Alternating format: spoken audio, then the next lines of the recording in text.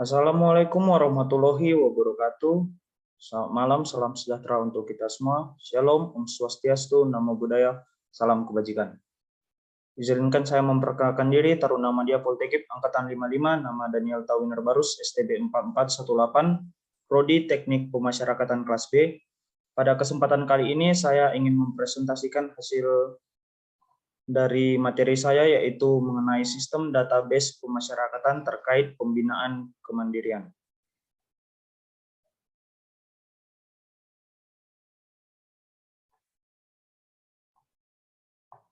Berikut profil singkat dari saya. Kemudian kita lanjutkan kepada observasi pembinaan kepribadian pada sistem database pemasyarakatan. Yang pertama adalah latar belakang. Pada tahun 2008, setelah menyelesaikan cetak biru pembaruan pemasyarakatan, Direktorat Jenderal Pemasyarakatan kelas 7 untuk bekerja sama dengan The Asia Foundation atau TAF dalam mendorong beberapa agenda pembaruan sistem pemasyarakatan. Di antara agenda yang diajukan adalah pembaruan sistem database penghuni, di mana rencananya akan diawali dengan suatu uji coba atau piloting yang akan menitikberatkan kepada upaya untuk meningkatkan mekanisme pelaporan dan konsolidasi pengelolaan data penghuni dengan tujuan untuk mencari model yang paling memungkinkan untuk direplikasi secara massal ke seluruh unit pelaksanaan terbuka di bawah Direktorat Jenderal Pemasyarakatan. Program ini dikenal dengan nama Sistem Database Pemasyarakatan atau dikenal dengan SDP. SDP merupakan solusi teknologi informasi komprehensif yang mencakup seluruh bisnis proses pemasyarakatan. SDP didefinisikan sebagai keseluruhan sistem informasi yang meliputi pengumpulan, penyaringan, pengelolaan, penyajian, dan pengkomunikasian informasi pemasyarakatan. Berdasarkan Peraturan Pemerintah Nomor 31 Tahun 1999 tentang pembinaan dan pembimbingan warga binaan pemasyarakatan, pembinaan diartikan sebagai berikut. Pembinaan adalah kegiatan untuk meningkatkan kualitas ketakwaan kepada Tuhan Yang Maha Esa, intelektual, sikap dan perilaku, profesional, kesehatan jasmani dan rohani narapidana dan anak pemasyarakatan.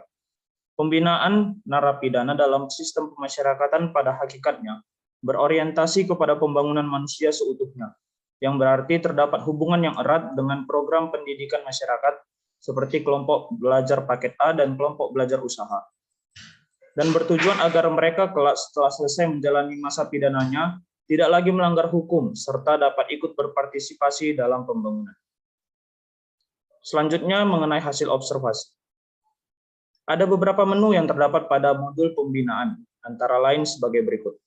Yang pertama ada skor indikator, kemudian jadwal kegiatan, berisi jadwal pembinaan WBP yang akan atau sudah dilaksanakan pada lapas atau rutan. Kemudian ada rapor, merupakan catatan laporan dari hasil pembinaan dari wali dan bapas. Selanjutnya ada jadwal kegiatan peserta, berisi mengenai jadwal kegiatan pembinaan yang dilakukan di lapas tersebut. Kita masuk kepada menu yang pertama, pembinaan kepribadian. Berikut adalah tampilan gambar dari menu pembinaan. Untuk mengakses fitur ini, kita dapat mengakses menu pembinaan seperti gambar dengan memilih menu pembinaan, lalu masuk kepada pembinaan kepribadian. Selanjutnya, setelah memilih menu pembinaan kepribadian, kita akan dibawa kepada halaman pembinaan kepribadian seperti gambar di bawah ini. Di fitur pembinaan kepribadian ini, kita dapat melihat daftar nama-nama program dan jenis-jenisnya. Kita juga dapat melakukan pencarian data berdasarkan kriteria tertentu, melakukan ekspor data ke Excel, mencetak data, menambah data, mengubah data, ataupun menghapus data dengan otorisasi supervisor. Selanjutnya, kita akan bahas mengenai pencarian data. Alat bantu pencarian ini dapat melakukan pencarian data berdasarkan kriteria seperti semua, jenis, nama program, tempat, tanggal mulai program, dan tanggal selesai. Untuk melakukan pencarian data, harus memilih salah satu di antara kriteria yang ada, lalu memasukkan kata kunci pencarian yang sesuai sebagai batasan pencarian. Semakin lengkap kata kunci yang digunakan, maka akan semakin cepat pencarian dapat diproses. Untuk memulai pencarian dilakukan dengan klik tombol cari, dan hasil pencarian akan muncul pada tabel daftar pembinaan kepribadian. Selanjutnya kita akan membahas mengenai cara menambah data. Untuk memulai proses penambahan data, kita mulai dengan klik tombol tambah, maka kita akan dibawa ke halaman input pembinaan kepribadian seperti gambar berikut.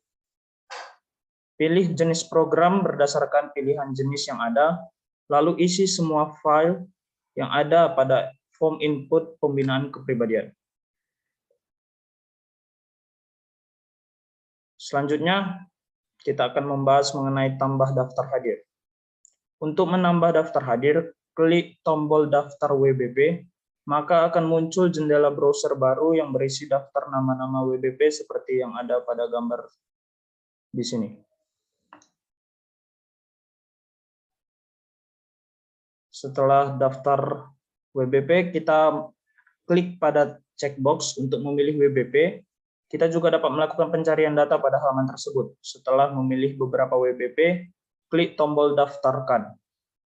Untuk memasukkannya dalam fitur daftar hadir atau tutup saja jendela itu apabila kita sudah menambahkannya ataupun ingin menambahkannya lain waktu setelah programnya selesai. Kemudian klik tombol simpan. Kemudian ada lihat detail. Untuk melihat detail dari masing-masing program yang ada pada daftar pembinaan kepribadian, pilih program yang akan kita lihat secara detail, lalu klik pada ikon seperti gambar di sini. Pada baris program tersebut, kita akan dibawa kepada halaman detail pembinaan kepribadian. Berikut adalah tampilan dari halaman lihat detail. Selanjutnya kita akan membahas mengenai ubah data. Untuk melakukan pengubahan data pada program pembinaan kepribadian, pilih program yang akan diubah, lalu klik ikon seperti gambar tersebut. Pada baris program tersebut, maka kita akan dibawa kepada halaman pembinaan kepribadian. Kemudian setelah selesai melakukan perubahan data yang diperlukan, klik tombol simpan untuk menyimpan data yang sudah diubah. Berikut adalah gambar dari tampilan ubah data. Selanjutnya ada menu hapus data. Untuk menghapus program yang ada pada daftar pembinaan kepribadian, pilih program yang akan kita hapus, lalu klik pada icon seperti gambar tersebut pada baris program. Maka kita akan diminta untuk login sebagai supervisor yang memiliki hak akses pada halaman tersebut dan juga memiliki hak untuk menghapus data. Jadi untuk menu hapus data ini hanya untuk beberapa orang yang memiliki supervisor ataupun hak akses. Selanjutnya, setelah itu kita akan dibawa kepada halaman hapus pembinaan kepribadian. Terlebih dahulu pastikan informasi yang tampil sesuai dengan data program yang akan kita hapus untuk menghindari kekeliruan. Kemudian klik tombol hapus sebagai konfirmasi untuk memulai proses penghapusan data dan data akan hilang. Atau klik tombol kembali untuk membatalkan proses penghapusan data. Kemudian ada menu print data atau ekspor data ke Excel. Fitur ini memungkinkan data yang ada pada daftar pembinaan kepribadian dapat disimpan dan dibuka secara offline melalui Microsoft Excel, sehingga dapat langsung di-print atau disimpan ke flash disk. Berikut adalah gambar dari tampilan print data atau ekspor data ke Excel. Selanjutnya, fitur ini dapat digunakan untuk mencetak langsung data yang ada pada daftar pembinaan kepribadian melalui printer dengan cara klik print untuk membuka halaman tampilan cetak yang akan kita print.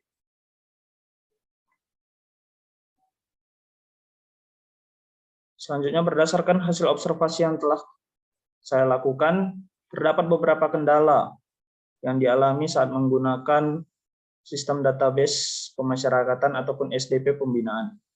Yang pertama, seperti aplikasi self-service yang rusak. Self-service merupakan suatu alat yang dapat menyediakan informasi kepada WBP atau warga binaan pemasyarakatan secara langsung tentang hak-hak WBP dalam melaksanakan pembinaan, keterampilan, atau kemandirian di dalam lapas.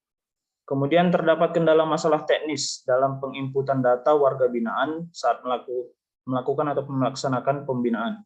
Ya, ini hanya sebatas jaringan lokal di dalam ruang database yang terhubung ke server, sehingga belum terkoneksi ke personal komputer atau laptop masing-masing pembimbing kemasyarakatan ataupun PK. Kemudian yang ketiga, fitur sidik jari mengalami kendala saat melakukan penginputan data pembinaan, sehingga proses yang digunakan lebih lama dalam mengupdate data pembinaan narapidana yang terbaru, dan beberapa lapas masih menggunakan proses input data pembinaan secara manual, karena di lapas tersebut belum terdapat pegawai yang bisa mengoperasikan program SDP. Saran, agar sistem database pemasyarakatan ini dapat berjalan dengan baik di Indonesia, memudahkan pekerjaan sesuai kebutuhan UPT, kantor wilayah, dan Direktorat Jenderal Pemasyarakatan, maka diperlukan perbaikan-perbaikan pada fitur pengelolaan SDP pembinaan di UPT Pemasyarakatan, serta pemberian pelatihan-pelatihan lebih lanjut untuk petugas operator SDP di UPT Pemasyarakatan.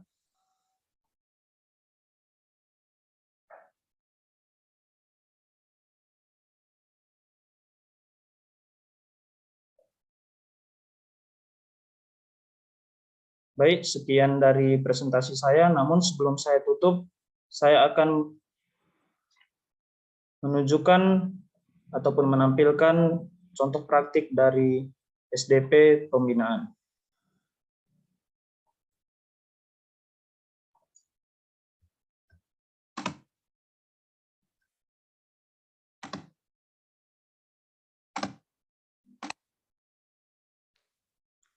Pertama, kita masuk kepada web SDP, kita masukkan username admin dan password admin juga.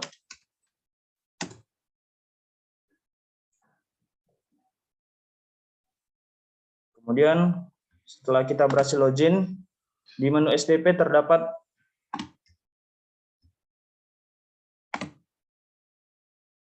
banyak fitur seperti registrasi, keamanan, integrasi, pembinaan, kunjungan, cashwat, kemudian ada pengaduan, laporan, tools, dan lain-lain.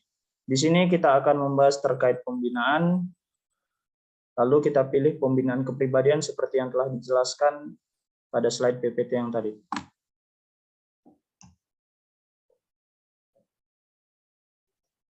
Pada menu pembinaan kepribadian, berikut adalah tampilan dari halaman utama pembinaan kepribadian.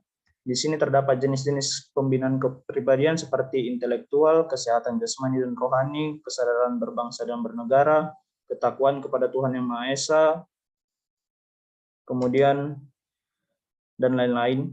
Selanjutnya ada beberapa nama program yang ditampilkan seperti belajar hitung, Jumat Sehat, upacara 17 Agustus, olahraga, belajar membaca Al-Quran, dan lain-lain. Kemudian di sini ada keterangan apakah program tersebut wajib atau tidaknya. Kemudian ada tempat program tersebut dilaksanakan, kemudian ada jadwal. Selanjutnya kita akan mencoba untuk melihat salah satu dari pembinaan. Di sini ada detail pembinaan kepribadian. Jenisnya itu intelektual, subjenisnya tidak dimuat. Kemudian nama programnya adalah belajar hitung. Programnya termasuk wajib atau tidak, di sini dikatakan tidak dan telah ditentukan oleh pusat. Mode absensinya adalah absensi sekali per kegiatan. Tempat pelaksanaannya di aula, mitra pembinaannya adalah lembaga belajar. Kemudian penanggung jawabnya adalah atas nama Bapak Rohmat. Selanjutnya peralatannya adalah alat tulis, materi pelajarannya adalah pelajaran matematika, petugasnya ada 10, jumlah instruktur, kemudian ada napinya 100 dan instansi lain 2. Kemudian setelah kita melihat detail pembinaan salah satu pembinaan, kita dapat kembali dengan mengklik tombol kembali. Dan apabila kita mau mengecek detail yang lain, kita dapat memilih mana pembinaan yang akan kita lihat secara detail. Kemudian di sini terdapat beberapa menu seperti untuk ekspor ke Excel, kemudian ada menu print, kemudian ada menu tambah untuk menambahkan pembinaan. Di sini kita akan mencoba menggunakan menu tambah. Di sini terdapat jenis-jenis dari pembinaan kepribadian seperti intelektual, kesadaran berbangsa dan bernegara, kesadaran hukum dan penyuluhan, kesadaran jasmani dan rohani, ketakwaan pada Tuhan Yang Maha Esa, kursus, materi kepramukaan, rekreasi, dan sikap serta perilaku. Kemudian setelah kita memilih salah satu jenis pembinaan kepribadian, kita masukkan nama programnya. Kemudian kita pilih apakah program tersebut wajib atau tidak. Jika tidak, tidak perlu dicentang. Jika iya, kita centang. Kemudian pilih mode absensi. Absensinya apakah sekali per kegiatan atau setiap kegiatan itu ada absensi. Kemudian kita masukkan tempat pelaksanaan, kita masukkan mitra pembinaan, serta penanggung jawabnya. Kemudian peralatan yang dibutuhkan selama menjalani pembinaan kepribadian tersebut. Kemudian materi yang diberikan, kemudian di sini data petugas yang terkait dalam program pembinaan tersebut, jumlah napi, serta apakah ada instansi lain yang berpartisipasi dalam pembinaan kepribadian tersebut.